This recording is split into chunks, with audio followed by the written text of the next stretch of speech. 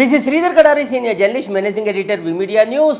Solar PM Kusum farmers welfare association Telangana రాష్ట్ర వ్యాప్తంగా ఉన్న రైతుల జీవితాల్లో ఎలా వెలుగులు నింపబోతుంది అనేది solar PM Kusum farmers welfare association అధ్యక్షులు మాల్రెడ్డి ప్రభాకర్ రెడ్డి గారు ఉన్నారు. ఆయన అడిగి మరిన్ని వివరాలు తెలుసుకుందాం.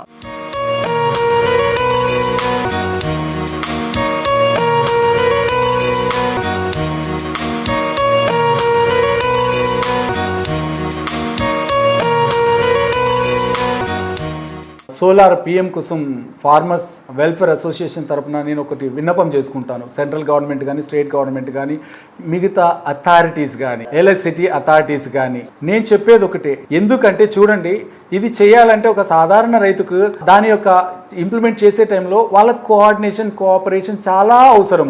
ఏ విషయంలో కొంచెం అదుపు తప్పి భయపెట్టించినా వాళ్ళు మొత్తానికే చూడండి. ఒక చిన్న పాయింట్ మీకు మన జీవితంలో చూసాము. ఒక 50,000 లక్ష రూపాయల క్రాప్ లోన్ తీసుకున్నప్పుడే వాళ్ళు కట్టలేమనే పరిస్థితి వచ్చినప్పుడు పురుగుల మందు దాగి చచ్చిన పరిస్థితులు మనం ఎన్నో చూసాము.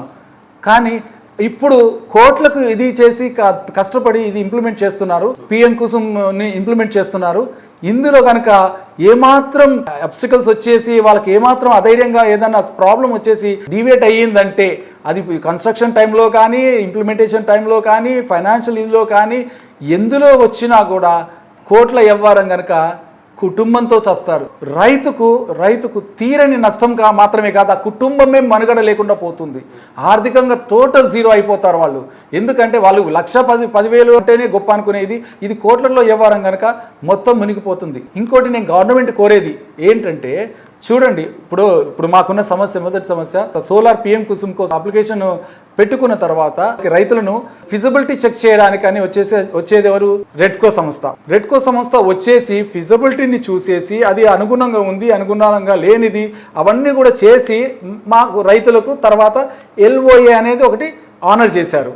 అంటే మీరు అన్నీ చెక్ చేసుకున్నట్టే కదా, మళ్ళీ తిరిగి మళ్ళీ ఇంకొకరు వచ్చి మనకు ఇది చేసుకునే అవసరం లేదు కదా. రెడ్కో ఆల్రెడీ చేసింది. తర్వాత డిస్కమ్ కూడా మిగతా ఫిజిబిలిటీని ఇంకా అన్ని విధాల చెకింగ్ చేసుకున్న తర్వాత మాకేమిచ్చింది? PPA పవర్ పర్చేస్ అగ్రిమెంట్ ఇచ్చింది. ఈ రెండు అయిన తర్వాత మాకు ఇంకో ప్రాబ్లం ఎక్కడ వచ్చింది? ఈ రెండు మా చేతిలోకి వచ్చిన తర్వాత కూడా దీన్ని పట్టుకొని పోతే బ్యాంకుకి పోతే పని అయిపోతుంది, లోన్ అయిపోతుంది అని చెప్పిన మాకు అక్కడికి పోతే అసలు సమస్యలు స్టార్ట్ అయినాయి. ఎంతటి సమస్యలు అంటే ఇప్పటికీ చెప్తున్నాను, ఏదో కొద్ది మందికే లోన్లు వచ్చాయి.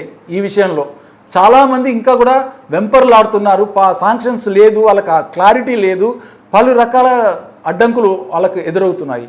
నేను చెప్పేది ఒకటి, నేను ఇంతకుముందు పాలన కూడా CMD గారి ముందు నేను రిక్వెస్ట్ చేశాను. సింగిల్ విండో పద్ధతి అంటే కట్టే, కొట్టే, తెచ్చే, ఈ విధంగా వాళ్ళకు ఒక డాక్యుమెంటేషన్ ఇవ్వాలి రైతులకు. ఈ ఫిజిబిలిటీ చెక్ చేసుకున్న తర్వాత మీరు ఎలాగైతే LOA ఇచ్చారో, ఆ తర్వాత PPA ఇచ్చారో, దానికి సంబంధించిన విషయాలన్నీ కూడా క్రోడీకరించి లోనుకు సంబంధించి బ్యాంకుకు పోతే ఇంకే డాక్యుమెంట్ మనం ఇది కావాలి అది కావాలని అడగకుండా మీరు ఒక సింగిల్ విండో పద్ధతిలో టోటల్ ఆ డాక్యుమెంట్ చూస్తే బ్యాంకు వ్యవస్థ అది చూడగానే ఇంకా రెండో రైతును కష్టపెట్టద్దు, ఇంకా ఇది కావాలి అది కావాలని వాళ్ళను అక్కడ తిప్పొద్దు. అది చూసేసి ఆ పని అయ్యేటట్టుగా ప్రాపర్ డాక్యుమెంటేషన్ సింగిల్ విండో పద్ధతి చేయండి. నిజంగా రైతుకు ఏదన్నా మేలు చేయాలనుకుంటే ఈ విధంగా వాళ్ళకి కష్టం లేకుండా సింగిల్ విండో పద్ధతిలో అనుసరించేటట్టుగా అన్ని రకాల డాక్యుమెంటేషన్ చేయండి. PM కుసుమ్ని అమలు చేయండి ఆ పద్ధతిలో, సింగిల్ విండో పద్ధతిలో.